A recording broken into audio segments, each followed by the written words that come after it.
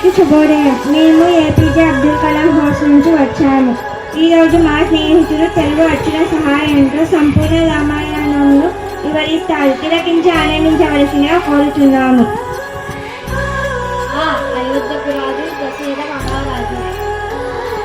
ఆయనకు ముగ్గురు భార్యలు, కౌసల్య, సుమిత్ర, కైకేయి.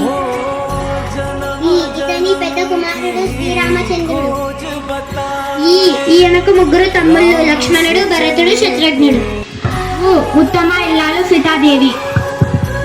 ఊర్మిళాదేవి లక్ష్మణుని భార్య, సీతాదేవి చెల్లెలు.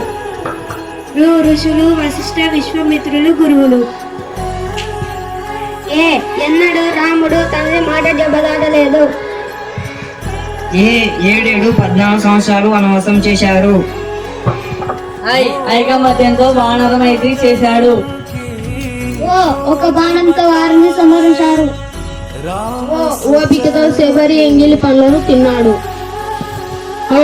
ఔదార్యంతో అహల్యకు శాప విమోచనం చేశారు.